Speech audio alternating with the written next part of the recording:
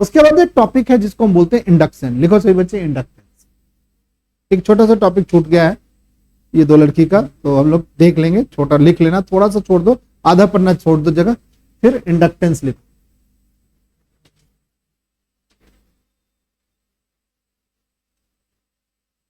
Inductance में क्या, electric current can be induced in a coil by two वे। क्या क्या कि हमारी जो इलेक्ट्रिक इंडक्टेंस है,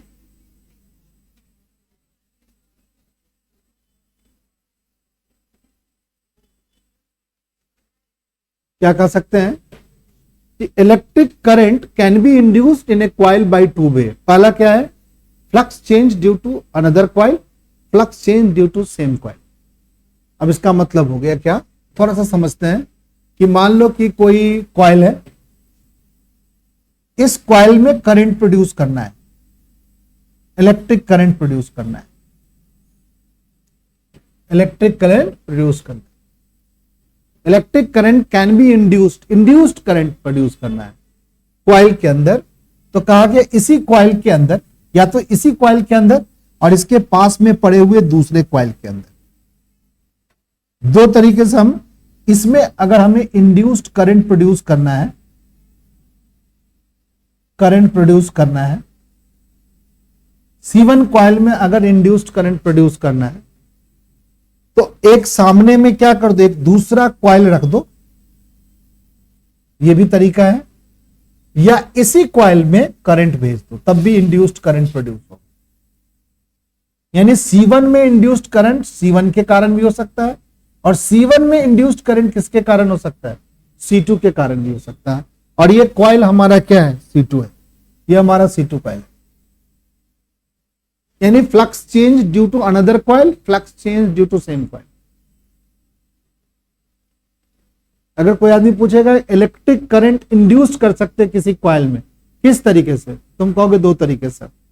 पहला तरीका हो गया कि एक अनदर कॉइल के अंदर करंट को प्रोड्यूस करा दिया जाए, या रख दिया जाए उसके सामने जिसमें करंट फ्लो कर रहा हो। और दूसरा क्या हो, दूसरा तरीका है, एक और तरीका है जिसको हम क्या कह सकते हैं बताओ। दूसरा तरीका हम कह सकते हैं कि सेम कॉइल में के कारण भी प्रोड्यूस हो सकता है। दूसरे कॉइल के कारण प्रोड्यूस होगा, सेम कॉइल के कारण प्रोड्यूस होगा। कौन, इलेक्ट्रिक करंट इंड्यूस्ड हो सकता है।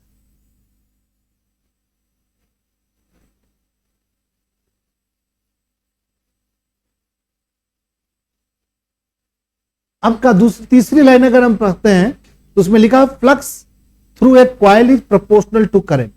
तो कहा गया जो फ्लक्स है, किसी भी कॉइल का जो फ्लक्स है वो करंट के प्रोपोर्शनल,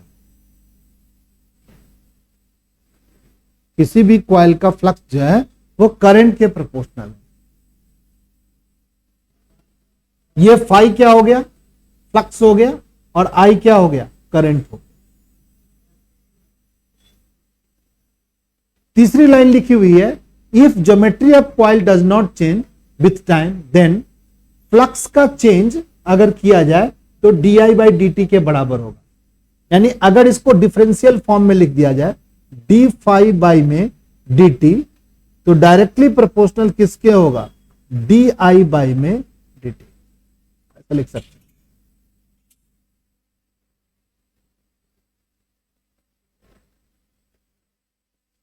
फिर एक बार और लिखा गया कि अगर क्लोजली टर्न लगा हुआ है, एन टर्न लगा हुआ है, तो magnetic flux link with all turn, तो फ्लक्स, टोटल फ्लक्स क्या होगा, एन फाई, जो डायरेक्टली प्रोपोर्शनल होगा करंट आई के। और अगर हम इसे हटाते हैं, एन फाई को बराबर करते हैं इसके करंट के, तो एक कांस्टेंट लगाते हैं, और इस कांस्टेंट को हम लोग को बोलते हैं, प्रोपोर्शनलिटी कांस्टेंट को बोलते हैं इंडक्टेंस। छोटी सी बात है, ज्यादा इसमें चीजों को नहीं जस्टिफाई करना है, सिर्फ एक बात समझ लेना है हम लोगों को, उसे थोड़ा सा दिमाग में रख लेना है। क्या रखना है भाई, कि किसी कॉइल में अंदर इंड्यूस्ड करंट प्रोड्यूस करने के लिए दो तरीका है, या तो उसी कॉइल के कारण हो सकता है या उसके पास में पड़े हुए दूसरे कॉइल के कारण।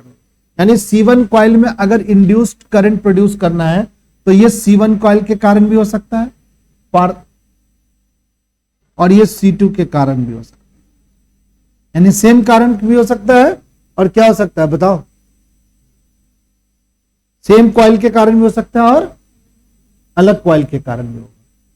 पर सेम कॉइल के होगा तो इस घटना को हम बोलते हैं mutual inductance, sorry same coil के थ्रू होता है इसको बोलते हैं सेल्फ इंडक्टेंस, और दूसरे कॉइल के कारण होगा तो दैट इज कॉल्ड क्या, म्यूचुअल इंडक्टेंस।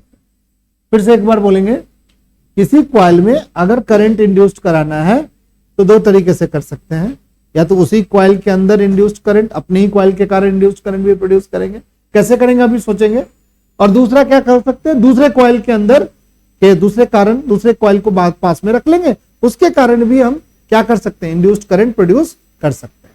ठीक है, ये एक बात हो गई। उसके बाद एक बात बताया कि किसी भी कॉइल के अंदर जो फ्लक्स होता है वो करंट के डायरेक्टली प्रोपोर्शनल होता है, तो फ्लक्स को क्या लिख दिया, करंट के डायरेक्टली। ये करंट क्या है, किस वायर में, जो कॉइल की बात कर रहे हो, अगर ये कॉइल इस कॉइल की बात करें, इसमें जो करंट होगा फ्लो करेगा, उसी के अंदर जो फ्लक्स प्रोड्यूस होगा वो उस करंट के डायरेक्टली प्रोपोर्शनल है।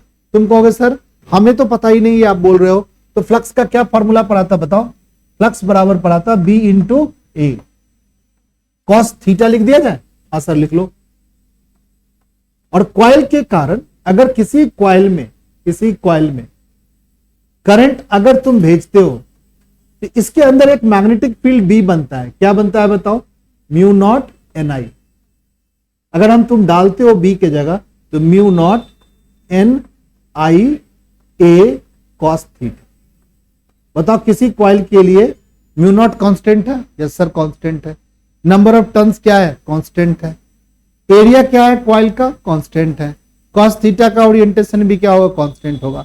तो फ्लक्स क्या हो गया, ये फ्लक्स जो है ये डिपेंड नहीं करता है करंट पे, एक तो लिखा हुआ है फ्लक्स डायरेक्टली प्रोपोर्शनल है किसके, करंट।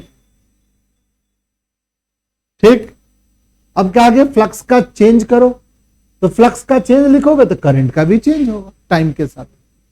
फिर कहा कि कॉइल के अंदर अगर n नंबर ऑफ टर्न्स है तो n टाइम्स ऑफ फ्लक्स भी डायरेक्टली प्रोपोर्शनल किसके होगा, करंट। ये प्रोपोर्शनल साइन हटाओगे, n टाइम, इसको बोलते हैं, अगर n टाइम ऑफ फ्लक्स को बोलेंगे तो इसको बोलेंगे टोटल फ्लक्स, इसको टोटल फ्लक्स, टोटल फ्लक्स हमारा टोटल फ्लक्स। टोटल फ्लक्स किसके प्रोपोर्शनल हो गया, करंट के डायरेक्टली प्रोपोर्शनल हो गया। अब हम लोग इस तरीके से प्रोपोर्शनल को हटा के अगर कंडक्टेंस यहां पर एक प्रोपोर्शनल कांस्टेंट लगाएंगे तो इस प्रोपोर्शनल कांस्टेंट को हम L बोलते हैं, और इसको बोलते हैं क्या, कोफिशिएंट ऑफ सेल्फ इंडक्टेंस या कोफिशिएंट ऑफ म्यूचुअल इंडक्टेंस। यहां पर कोफिशिएंट ऑफ सेल्फ इंडक्टेंस बोल सकते हैं कि एक ही कॉइल की बात हुई है, बट अगर दो कॉइल की बात होगी तो इसे कोफिशिएंट ऑफ म्यूचुअल इंडक्टेंस भी कहेंगे, उसको हम लोग M से रिप्रेजेंट करते हैं। चलो कोई एक बच्चा बता दो, कॉइल में करंट इंड्यूस करना है कितने तरीके से होगा भाई, दो तरीके से, कॉइल के खुद अपने कॉइल के कारण होगा या पास में पड़े हुए दूसरे कॉइल, ठीक है। और किसी में इंड्यूस्ड करंट प्रोड्यूस करना है तो यानी फ्लक्स का चेंज करना होगा भाई, यही तो कॉन्सेप्ट पड़ा है। अगर किसी में इंड्यूस्ड करंट प्रोड्यूस करना है तो फ्लक्स का चेंज करना है, या तो फ्लक्स अपने कॉइल के अंदर जो करंट फ्लो उसके कारण चेंज कर ले फ्लक्स, या पास में पड़े हुए कॉइल है उसके कारण फ्लक्स का चेंज कर ले। तो कहा कि फ्लक्स जो है करंट के डायरेक्टली प्रोपोर्शनल है, फ्लक्स का रेट चेंज करंट के डायरेक्टली प्रोपोर्शनल है, रेट चेंज के बराबर है। फ्लक्स को अगर टोटल फ्लक्स लिखेंगे n नंबर ऑफ टर्न तो n फाई भी डायरेक्टली प्रोपोर्शनल करंट क्या, अगर प्रोपोर्शनल को हटाएंगे तो L लिखेंगे, L को बोलेंगे कोफिशिएंट ऑफ प्रोपोर्शनलिटी कांस्टेंट। इस कांस्टेंट को हम लोग इंडक्टेंस का नाम देंगे। और ये इंडक्टेंस दो तरीके का, एक होता है सेल्फ इंडक्टेंस और एक होता है क्या, mutual inductance. Self inductance same coil के कारण होगा, म्यूचुअल इंडक्टेंस दूसरे कॉइल के कारण। ठीक है, समझ गए इतनी बात। चलो भाई अब आ जाते हैं हम लोग इंडक्टेंस, जो कैरेक्टर है कॉइल का इंडक्टेंस होती है, कॉइल की प्रॉपर्टी होती है। अगर हम कहेंगे ये वायर है, इस वायर के पास क्या होगा बताओ, रेसिस्टेंस होगा। वायर के पास क्या होगा, रेसिस्टेंस होगा। इस वायर के पास रेसिस्टेंस होता है, बट ये कॉइल है थोड़ी भाई, ये कॉइल थोड़ी, ये कॉइल है। इस कॉइल के पे एक प्रॉपर्टी आएगी जिसको हम बोलेंगे क्या, इस कॉइल का इंडक्टेंस होता है। इस वायर के पास क्या होता है बताओ? रेसिस्टेंस होता है। यानी इसी वायर को अगर तुम कॉइल के जैसा बेंड कर दो तो इसमें एक एडिशनल प्रॉपर्टी आ जाएगी, उस प्रॉपर्टी को हम क्या बोलेंगे? इंडक्टेंस बोलेंगे। चलो भाई, क्या करेगा इंडक्टेंस? डिपेंड करेगा ज्योमेट्री ऑफ कॉइल पर। किस पर डिपेंड करेगा? कॉइल की ज्योमेट्री पर। It is intrinsic material property. Intrinsic मतलब कि मटेरियल की अपनी प्रॉपर्टी है, ठीक है। Inductance in analogues of capacitance. Capacitance का क्या है? एनालॉग्स है। इंडक्टेंस क्या है? स्केलर क्वांटिटी है। इंडक्टेंस का डायमेंशन ये है, और इंडक्टेंस नापने के लिए यूनिट कौन सी लेंगे? हेनरी लेंगे। ये थ्योरेटिकल कॉन्सेप्ट है, याद लिख जाइए सही बच्चे अपने अपने कॉपी में। कॉइल की ज्योमेट्री पे डिपेंड करेगा, ज्योमेट्री चेंज होगा, क्या होगा? इंडक्टेंस चेंज हो जाएगा। इंट्रांसिक मटेरियल प्रॉपर्टी है कॉइल का, ठीक है। साथ में एनालॉग्स है कैपेसिटेंस का। तो बच्चा बताओगे कैपेसिटेंस को कैसे लिखते थे भाई? ये कैपेसिटेंस, इसकी एक प्लेट पॉजिटिव, दूसरी प्लेट क्या होती थी? नेगेटिव, और कुछ इस तरीके की बात होती नहीं होती थी? एक प्लेट पॉजिटिव, दूसरा प्लेट क्या होता था? नेगेटिव। ये कैपेसिटेंस क्या करता था? चार्ज को स्टोर करता। याद कर दे थोड़ा सा। चार्ज को स्टोर करता था, कर सकते इलेक्ट्रिकल एनर्जी को स्टोर करता था। इलेक्ट्रिकल एनर्जी को स्टोर करता था। एनर्जी का फॉर्मूला क्या था भाई? 1/2 CV²। इंडक्टेंस किसकी प्रॉपर्टी है? कॉइल की प्रॉपर्टी है, वो भी किसी एनर्जी को स्टोर करेगा। तो आप बाद में हम पढ़ेंगे कि कॉइल की जो नेचर होते हैं ना, वो मैग्नेटिक एनर्जी को स्टोर करने का होता है। वो मैग्नेटिक एनर्जी को क्या करता है? स्टोर करता है, ठीक है। ये इलेक्ट्रिक एनर्जी को स्टोर करता है, वो मैग्नेटिक एनर्जी को क्या करता है? इंडक्टेंस स्टोर करता है। समझ गया? स्केलर क्वांटिटी है, कैपेसिटेंस भी स्केलर क्वांटिटी है, इंडक्टेंस भी क्या होती है कॉइल की? Scalar quantity. उसका डायमेंशन लिख लीजिए, और साथ में इसकी यूनिट क्या होती है? कोई बच्चा बताएगा कैपेसिटेंस का यूनिट क्या होता था? कैपेसिटेंस का यूनिट क्या होता था? पढ़ना नहीं कोई बच्चा? तो फैराडे साहब,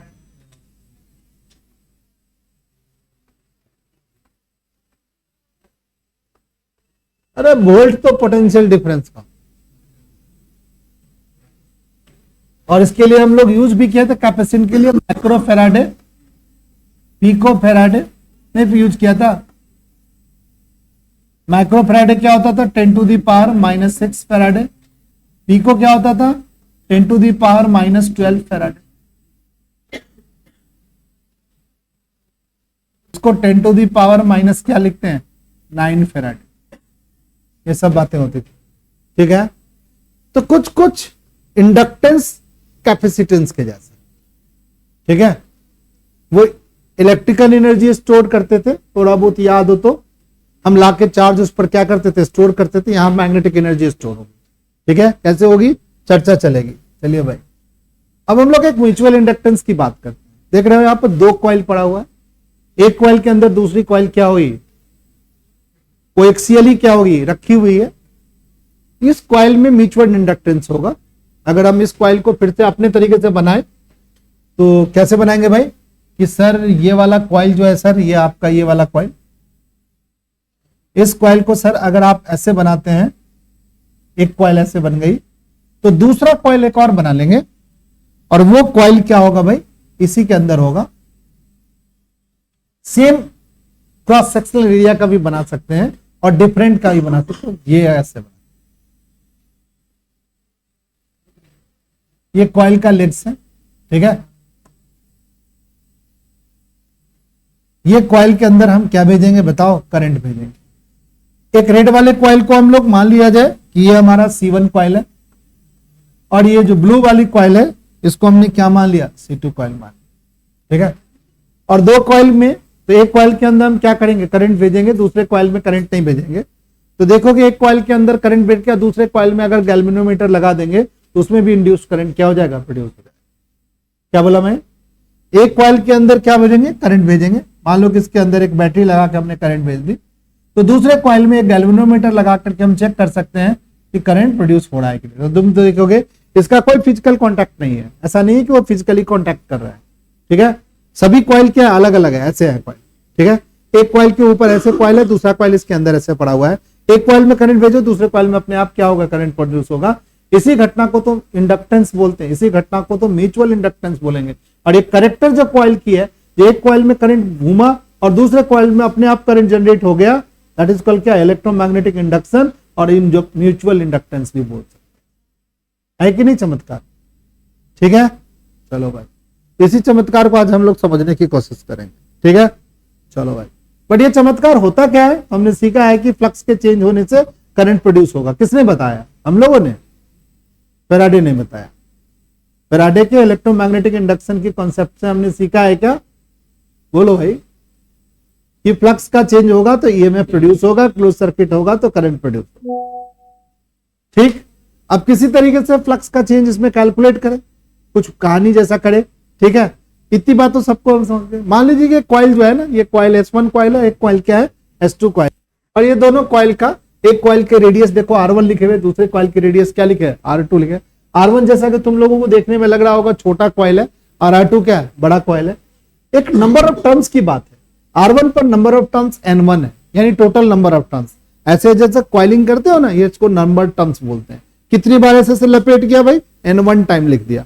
जो बड़ा वाला N2, उसमें क्या किया, बड़े वाले पर N2 नंबर ऑफ टर्न्स है, ठीक है। इस तरीके का कॉइल बना करके, और इस कॉइल की किसी एक कॉइल में हम करंट फ्लो करा देंगे, तो देखेंगे कि गैल्वेनोमीटर दूसरे कॉइल के एंड पे लगाएंगे तो देखेंगे अरे यार इसमें भी करंट प्रोड्यूस हो रहा है। इसी घटना को हम क्या बोलेंगे, म्यूचुअल इंडक्टेंस। हो सकता है, हाँ सर। करंट के प्रोड्यूस होने से, इंड्यूस्ड करंट के प्रोड्यूस होने का एक ही रूट कॉज हम पढ़ चुके हैं, वो क्या है, फ्लक्स का चेंज होना। हमें फ्लक्स का चेंज निकालना पड़ेगा भाई, इस कॉइल में करंट कैसे इसमें फ्लक्स लिंक हो रहा है। चलिए भाई, सभी बच्चों को पता है कि अगर ये कॉइल है, इस कॉइल में करंट प्रोड्यूस करते हैं, भेजते हैं करंट, तो इसके ये बार मैग्नेट जैसा बिहेव करता है। और बार मैग्नेट में एक कौन होता है बताओ, नॉर्थ पोल, दूसरा क्या होता है, साउथ पोल। नॉर्थ पोल से मैग्नेटिक फील्ड लाइन क्या निकलेगी बताओ, बाहर निकलेगी। साउथ पोल में मैग्नेटिक फील्ड लाइन क्या होगी भाई, अंदर जाएगी। अब बताओ, अगर इस कॉइल में, थोड़ा समझ लो सही बच्चे, इसमें करंट भेजेंगे तो करंट, मान लो कि इसमें से एक कॉइल को हमने बाहर निकाल के सोच रहे हैं हम, इसमें करंट भेज दिया, करंट भेज दिया तो क्या होगा भाई, ये बार मैग्नेट से बिहेव करेगा। इस कॉइल का एक पोल क्या बन जाएगा, नॉर्थ पोल, और दूसरा पोल क्या बन जाएगा बताओ, साउथ पोल बन जाएगा। अब नॉर्थ से मैग्नेटिक फील्ड लाइन बाहर निकलेगी, साउथ के अंदर जाएगी। नॉर्थ की मैग्नेटिक फील्ड लाइन निकलेगी, बाहर जाएगी। नॉर्थ से मैग्नेटिक फील्ड लाइन साउथ से, तो क्या इसमें मैग्नेटिक फील्ड लाइन गुजरेगी इस कॉइल से, अंदर वाले कॉइल से। दूसरे कॉइल के बारे में आप सोचो, पहले कॉइल का जो मैग्नेटिक फील्ड लाइन है वो दूसरे में भी लिंक करेगी, नहीं करेगी। यहां से मान लो कि एक नॉर्थ पोल, मान लिया कि नॉर्थ पोल से मैग्नेटिक फील्ड निकली निकली निकली निकली निकली साउथ में आ गई, ऐसे ले भैया, तो छोटे वाले में भी लिंक कर गई, ठीक है भाई, छोटे में भी लिंक कर रही है। अगर ये किसी तरीके से चेंज होगा, अगर ये करंट का चेंज होने के किसी कारण से चेंज कराते हैं, बंद कर दो, थोड़ा कम कर देते हैं। I2 एक current is setup through S2, एक क्या है, सेकंड कॉइल है, इसमें करंट क्या हो गया, I2 सेटअप किया गया, ठीक है। अब क्या हुआ, करंट I2 सेटअप किया S2 कॉइल में, तो flux link with first coil in one turn. क्या लिखा भाई, इस बात को क्या हो रहा है, म्यूचुअल इंडक्टेंस हो रहा है। तो पहले सेकंड कॉइल में जब हम करंट फ्लो कराएंगे, भेजेंगे, तो फ्लक्स का लिंक क्या होगा, बोलो, फर्स्ट कॉइल में। सेल्फ इंडक्टेंस होगा तो पहले कॉइल में करंट भेजेंगे, फ्लक्स का लिंक भी क्या होगा, पहले कॉइल में होगा। बट यहां पर ऐसा सोचेंगे कि करंट भेजेंगे किसमें, सेकंड कॉइल में, फ्लक्स का लिंक क्या होगा, पहले कॉइल में। तो करंट का जाना फर्स्ट कॉइल, सेकंड कॉइल में, फ्लक्स का लिंक होना सेकंड कॉइल, ये डायरेक्टली प्रोपोर्शनल होगा। फ्लक्स लिंक इन क्या, फ्लक्स लिंक इन क्या, फर्स्ट कॉइल, डायरेक्टली प्रोपोर्शनल है करंट लिंक इन क्या, सेकंड कॉइल। टोटल फ्लक्स अगर लिखते हैं तो क्या होगा, N∅1 डायरेक्टली प्रोपोर्शनल होगा किसके, अगर N∅1 लिखें तो बराबर होगा mutual inductance in first coil due to क्या सेकंड कॉइल, और यहां लिखेंगे I2। इस बात को पहले समझ लो सही बच्चे। हम कहानी किसकी कर रहे हैं?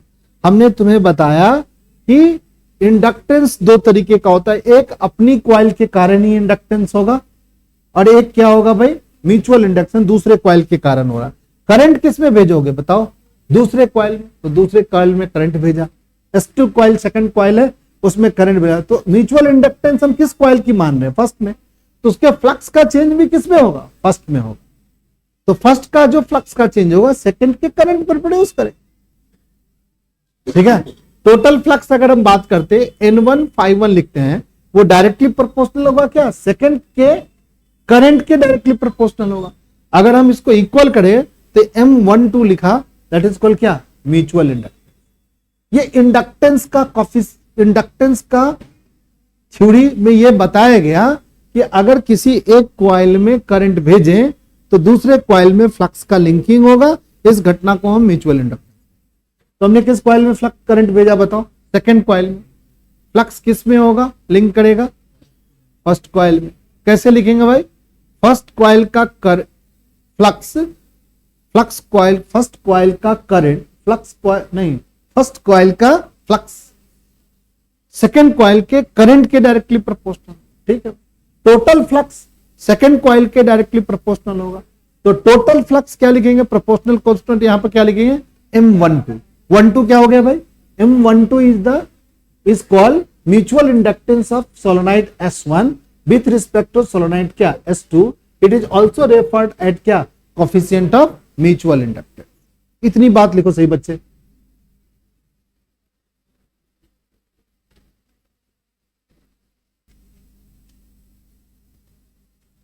फ्लक्स लिंकिंग क्या?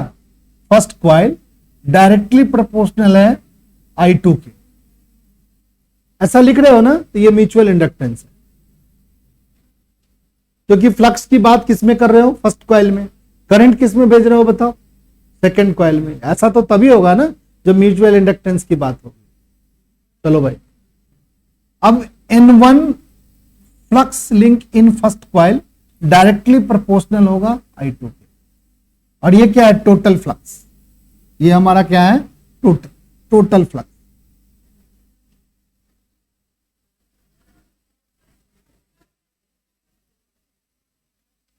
इसको बोलेंगे टोटल फ्लक्स। Total flux.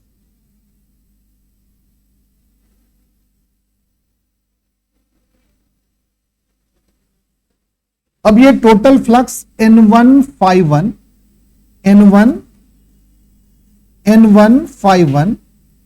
बराबर होगा M12I2।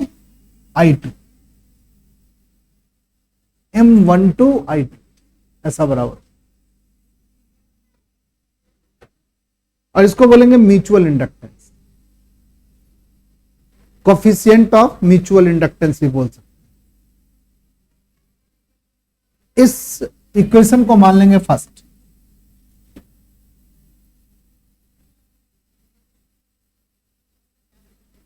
और इसको लिखेंगे, ये वाले टर्म्स को लिखेंगे total flux. Total flux in first coil, total flux in S1 coil. S1 coil का टोटल फ्लक्स। टोटल फ्लक्स कैसे लिखेंगे S1 कॉइल का भाई? I1N1 ऐसे भी लिख सकते। I1N1।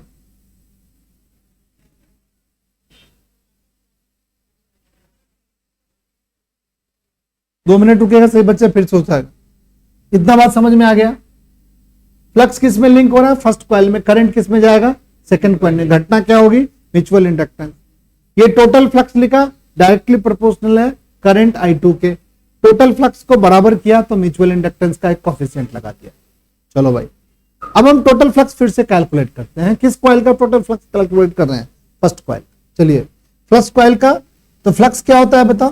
फर्स्ट कॉइल का मैग्नेटिक फील्ड। तो मैग्नेटिक फील्ड कौन सा कॉइल प्रोड्यूस कर रहा है? कोई बच्चा बताएगा? यहां पर मैग्नेटिक फील्ड कौन सा कॉइल प्रोड्यूस कर रहा है? सेकंड कॉइल, क्योंकि सेकंड कॉइल में करंट जा रहा है। फ्लक्स किसका कैलकुलेट कर रहे हैं भाई? फर्स्ट कॉइल का। तो एरिया क्या लेंगे? फर्स्ट कॉइल का। ठीक है, थीटा देखा जाएगा, यहां पर थीटा 0 डिग्री मान लो। तुम कहोगे सर कैसे? अगर ये वाला कॉइल ऐसे है तो इसकी मैग्नेटिक फील्ड लाइन कैसे है बताओ? इसकी मैग्नेटिक, ये मान लो सेकंड कॉइल है, सेकंड कॉइल का मैग्नेटिक फील्ड लाइन ऐसे लेना, क्योंकि इसमें करंट हमने भेजा है। इसमें करंट क्या भेजा है बताओ? इसकी मैग्नेटिक फील्ड मान लो कि ये हमारा साउथ है और ये क्या है बताओ? नॉर्थ। तो नॉर्थ से मैग्नेटिक फील्ड लाइन बाहर निकली और क्या हुई बताओ? साउथ के अंदर। ये पहली कॉइल, सेकंड कॉइल की स्थिति है। अब इसमें कौन सी कॉइल डालनी है भाई? फर्स्ट कॉइल डालनी है। तो फर्स्ट कॉइल कैसे डलेगा? इसके अंदर फर्स्ट कॉइल रख देते हैं ऐसे। ये फर्स्ट कॉइल है। तो बताओ फर्स्ट कॉइल का जो एरिया है, फर्स्ट कॉइल का जो एरिया है वो एरिया ऐसे है फर्स्ट कॉइल का, और मैग्नेटिक फील्ड भी क्या है? इसका ऐसे है। तो दोनों के बीच के एंगल क्या हो गई बताओ? 0 डिग्री होगी। cos 0 डिग्री क्या होगा? 1 होगा। यानी हम लोग यहां पर सिंपल क्या लिख ले? N1। ये B2 क्या है बताओ? मैग्नेटिक फील्ड ड्यू टू क्या है? Second coil. सेकंड, किसी कॉइल के अंदर अगर करंट I2 जाता है तो कितना फील्ड प्रोड्यूस होता है? म्यू नॉट इनटू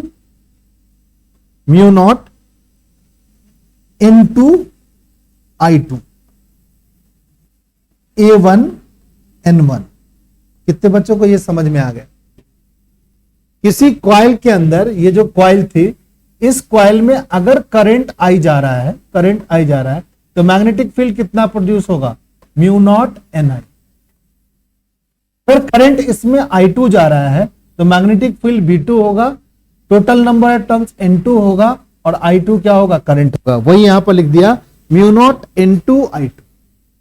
ठीक है, अब एरिया जो हो गया, ये एरिया कौन सा कॉइल है बताओ? कौन सी कॉइल है? फर्स्ट कॉइल है। तो फर्स्ट कॉइल का एरिया हम लोग लिख लेते हैं mu naught into N1। Area को लिख देते हैं पाई R1 का क्या? Square I2। ऐसे लिख सकते हैं, वहां लिखा हुआ है।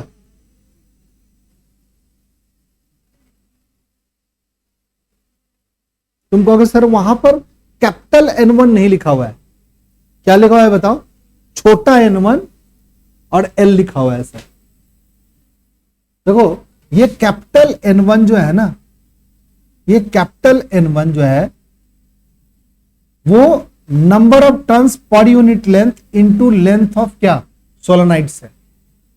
और N2 जो है वो number of turns per unit length into L, number of L क्या है? लेंथ ऑफ सोलेनोइड्स है। तो वहां पर क्या कर दिया हम लोगों ने कि इस N1 और N2 को लिख दिया है N2 L2 और N1 L1। यानी अगर दोनों का लेंथ अलग अलग हो तो कुछ इस तरीके की बात करते हैं, ऐसे करते। इसीलिए हमने क्या लिख दिया है? म्यू नॉट, साथ में क्या लिखा है बताओ? N1 छोटा N2 L2 छोटा N1 L1 पाई R1 का स्क्वायर I2। ऐसे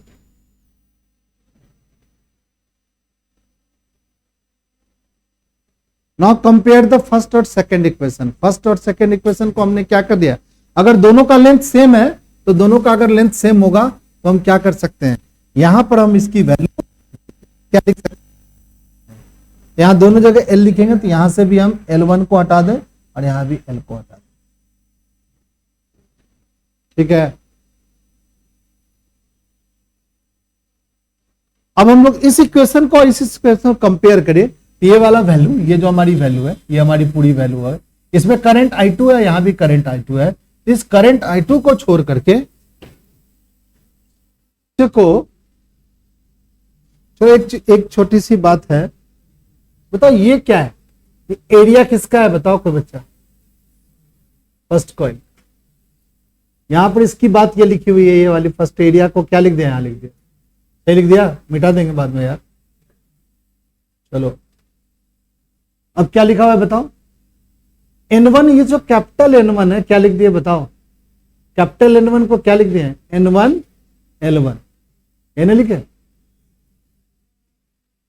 चलो अब क्या लिख रहा है बताओ, B को क्या लिख रहा है, ये N1 L1, B क्या है बताओ, B2 है। B2 किसके बराबर है, कोई बच्चा बता दो, B2 किसके बराबर है बता दो यार, B2 किसके बराबर, म्यू नॉट इनटू I2, ठीक तो सही तो है। अब सबको हटा ले। N1 क्या है, number of turns in first coil, Φ1 क्या है, फ्लक्स इन फर्स्ट कॉइल, ये टोटल फ्लक्स हो गया। N1 को क्या लिख दिया, कैपिटल N1 को छोटा N1 इंटू L, B2 को क्या लिख दिया, म्यू 2 इंटू I2, फिर क्या लिख दिया, एरिया लिख दिया, ठीक तो है। अब इस इक्वेशन को इस इक्वेशन के साथ क्या कर लिया, कंपेयर कर लिया। बताओ क्या कंपेयर होगा बताओ, यहां पर ये टोटल फ्लक्स है, यहां पर भी ये टोटल फ्लक्स है, बट यहां पर क्या है, M1 I2 है, और यहां पर ध्यान से देखो क्या लिखा हुआ है। इस एक्सप्रेशन को ऐसे लिख लेते हैं, इस एक्सप्रेशन को ऐसे लिख, सबसे पहले लिख देते हैं म्यू नॉट, लिख दे, फिर बताओ क्या लिख दे, ये N2 लिख दे छोटा वाला, ये क्या लिख दे बताओ, N1 लिख देते हैं, फिर क्या लिख देते हैं बताओ, L लिख लेते हैं, फिर बताओ पाई R1 का क्या लिख दे, स्क्वायर लिख देते हैं। अब क्या छूट गया, कोई बच्चा बता दो, I2 छूटा हुआ है बॉस सिर्फ, देखो I2 लिखा गया, पाई R1 का स्क्वायर लिखा गया, N2 लिखा दिया, N1 लिखा दिया, L लिखा गया और म्यू नॉट लिखा गया, ठीक है। इतने सारे वेरिएबल, ये सारी चीज बताओ कांस्टेंट है कि वेरिएबल है, म्यू नॉट क्या है, कांस्टेंट है कि वेरिएबल है, N1 और N2 भी क्या है, कांस्टेंट है, नंबर ऑफ टर्न्स है पर यूनिट लेंथ, L क्या है, कॉइल का लेंथ है, ठीक ही है, पाई आर स्क्वायर, रेडियस भी सारा कांस्टेंट है। इस कांस्टेंट को, और यहां पर क्या है, टोटल फ्लक्स है, क्या है ये, टोटल फ्लक्स, ये पूछेगा एग्जाम में, टफ है इसलिए पूछेगा। और टोटल फ्लक्स को एक और भी तरीके से लिखे, बताओ क्या लिखे टोटल फ्लक्स को, बोलो बोलो, M12 I2। इस इक्वेशन को सेकंड और इसको क्या माना बताओ, दोनों को क्या कर लिया बताओ, कंपेयर कर लिया। कंपेयर करने से ये क्या हो गया, ये वाला I2 इस वाले I2 से क्या हो गया, कैंसिल, ये M12 किसके बराबर हो गया बताओ, M12 क्या होगा बताओ, mu naught N1 into pi R square L, ये म्यूचुअल कॉफिशिएंट हो गया किसका, कॉइल 1 का। उसी तरीके से कॉइल 2 का भी म्यूचुअल कांस्टेंट लगाओगे तो एक बात है कि म्यू नॉट N1 इंटू पाई R1 का स्क्वायर L ही लगेगा। तुम कहोगे सर बड़े वाले कॉइल की जब बात कर रहे हैं, बट एरिया क्या लेना है, हमेशा छोटे वाले एरिया का ही लेना है। बड़े वाले कॉइल की जब बात करेंगे तो एरिया क्या लेना है हमें, छोटा वाले कॉइल का ही एरिया लेना है, चाहे वो mutual conduct coefficient first coil का निकालो, चाहे क्या निकालो बताओ, सेकेंड कॉइल का निकालो, ठीक। चलो एक बार फिर से हम लोग सभी बच्चे लिखते हैं, यहां से मेरे साथ लिखेगा, क्या लिखे बताओ कोई बच्चा, टोटल फ्लक्स लिखना चाहते हैं, क्या लिखेंगे बताओ, कॉइल 1 का, बोलो N1, बोलो I1, N1 को क्या लिख सकते हैं बताओ कोई बच्चा, छोटा N1 L। फ्लक्स किस कॉइल का पूछ रहे हैं बताओ, फर्स्ट कॉइल का, तो फ्लक्स का फॉर्मूला क्या है, बी ए। मैग्नेटिक फील्ड किसके कारण हो रहा है बताओ, सेकेंड कॉइल, तो सेकेंड कॉइल। एरिया किसका लेना है, फर्स्ट कॉइल, ठीक है। मैग्नेटिक फील्ड क्या होगा, म्यू नॉट इनटू I2, याद कर लो सही बच्चे। किसी कॉइल के अंदर अगर करंट आई जाता हो तो मैग्नेटिक फील्ड बनता है म्यू नॉट N। किस कॉइल में करंट जा रहा है बताओ? सेकंड कॉइल में। सेकंड कॉइल में करंट जाएगा तो सेकंड कॉइल मैग्नेटिक फील्ड बनाएगा। कितना बनाएगा? Mu naught into I2। Area कितना होगा कोई बच्चा बता दो? पाई R1 का। अब ठीक से लिखो, सबसे पहले म्यू नॉट लिख ले। हाँ सर लिख लो, N1 इंटू L पाई R1 का क्या स्क्वायर, और साथ में क्या लिखेंगे बताओ? अब लिखा गया। ये टोटल फ्लक्स, टोटल फ्लक्स किसके बराबर होता है बोलो? टोटल फ्लक्स किसके बराबर होता है? M12 के बराबर। और यहां क्या लिखेगा बताओ? अगर इसको काटेगा तो ये M2 I2 से I2 नहीं कट जाएगा, तो क्या बचेगा? M12 बराबर क्या बचेगा? Mu naught N1 into L पाई R1 का। ठीक है, ये म्यूचुअल इंडक्टेंस हो। अब सेम टू सेम बात सेकंड कॉइल के लिए हम समझते हैं। ऐसे तो मैं डायरेक्ट लिख दिया हूं, चलो अब करंट किस में भेजोगे बताओ कोई बच्चा? करंट किस में? कोई लिखेगा नहीं, मेरे साथ बोले। करंट किस में बोलेगा? First coil. तो फ्लक्स किस में लिंक करेगा बताओ? चलो ये कॉइल हमारी कौन सी कॉइल है बताओ? फर्स्ट कॉइल है। और ये कौन सी कॉइल है बताओ? Second coil. करंट किस में बोलेंगे आप? First coil. करंट भेजेंगे हम फर्स्ट कॉइल में, यानी इसमें करंट भेजेंगे I1। फ्लक्स किस में लिंक होगा बताओ? सेकंड कॉइल में। कैसे लिखेंगे भाई? I2 डायरेक्टली प्रोपोर्शनल होगा करंट, बोलो I1। टोटल फ्लक्स क्या होगा? इनटू φ2 इनटू क्या लिखेंगे? φ2 डायरेक्टली प्रोपोर्शनल होगा I1। लिखना सीख जाओ सही बच्चे। अब बताओ क्या लिखेंगे? इनटू φ2 बराबर होगा mutual inductance in second due to first, current in क्या? फर्स्ट। अब टोटल फ्लक्स फिर से कैलकुलेट करेंगे सिंपल तरीके से। क्या होगा टोटल फ्लक्स? Into I2। ठीक है, N2 को क्या लिखोगे? छोटा इंटू L। फ्लक्स को क्या लिखोगे? करंट किस में जा रहा है? पहले कॉइल में। तो मैग्नेटिक फील्ड कौन बनाएगा? पहला कॉइल। तो क्या लिखोगे? B1। एरिया जो लेना होता है ना हमेशा छोटे वाले कॉइल, एरिया हमेशा क्या लेंगे? छोटे वाले। फ्लक्स किस में लिंक हो रहा है बताओ? दूसरे कॉइल में। कॉइल ये बड़े वाले कॉइल का एरिया नहीं लिया जाता है। तुम कहोगे सर कैसे? देखो करंट किस में जा रहा है? छोटे में, तो इसके कारण जो मैग्नेटिक फील्ड होगा वो ऐसे बन रहा होगा। ये एरिया जो है ना कॉमन एरिया है। हमेशा याद रखना, जब भी म्यूचुअल इंडक्टेंस की बात होगा तो एरिया हमेशा क्या लेगा? दोनों कॉइल के बीच वाला एरिया ले। ठीक है, अगर दोनों कॉइल सेम लेंथ का है तब तो कोई बात, सेम मतलब कि क्या है बताओ? सेम एरिया का है तब तो कोई एक एरिया ले लो। बट जब भी आप दो डिफरेंट एरिया का क्रॉस सेक्शन एरिया कॉइल हो तो छोटे वाला एरिया को लेंगे। तो फिर से छोटा वाला एरिया क्या होगा बताओ? पाई R1 का क्या हो गया? स्क्वायर। ठीक है, ये टोटल फ्लक्स। अब बताओ करंट किसके कारण प्रोड्यूस, मैग्नेटिक फील्ड किसके कारण प्रोड्यूस हो रहा है? फर्स्ट के कारण। तो N2L इसको कैसे लिखेंगे? म्यू नॉट N1 I1 पाई R1 का क्या है? स्क्वायर। अब ठीक से लिखो, फिर से क्या लिखोगे बताओ? Mu naught N1 N2 L पाई R1 का स्क्वायर I1। एक टोटल फ्लक्स के बराबर है। इसको क्या लिखोगे? M21 I1। I1 से I1 क्या होगा? कैंसिल होगा।